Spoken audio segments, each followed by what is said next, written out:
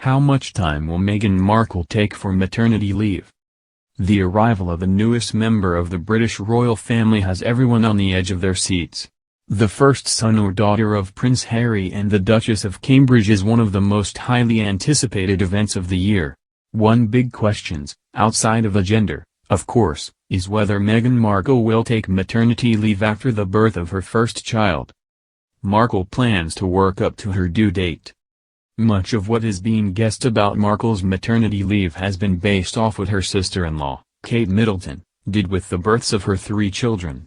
But right from the start we can see that Markle plans to do things a little differently. For instance, Middleton began her maternity leave up to 6 weeks before the births of each of her children.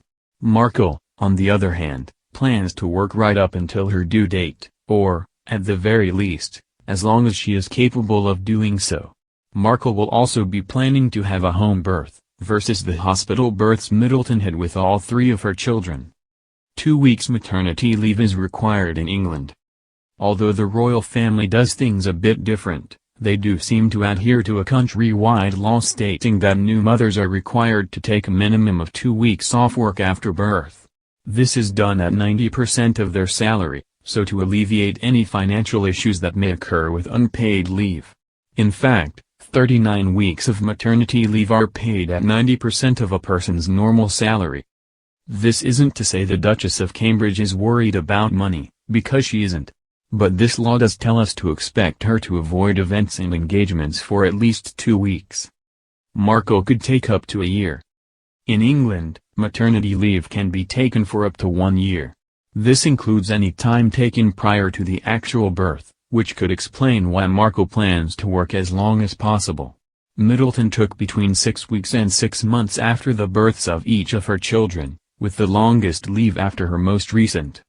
Since Meghan Markle and Prince Harry aren't as high up in the pecking order as Kate Middleton and Prince William, Markle could take up to a full year off.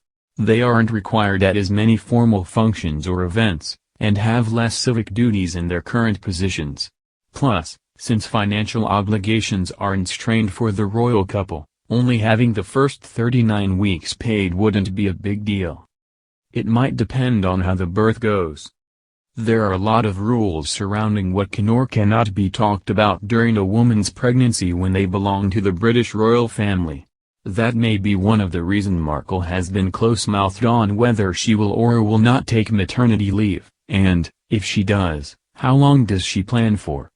But the general consensus is that Meghan Markle probably doesn't have a set time she'll take for maternity leave. In all reality, a lot will probably depend on how the birth goes. If, for example, she delivers in a timely fashion in a natural home birth, she may return to work in a few weeks or a few months. If there are any complications, or if she does not recover as quickly as is hoped, she may take a considerably longer maternity leave. Of course, everyone hopes that Meghan Markle has the birth she wishes, with her and the newest royal baby coming out healthy.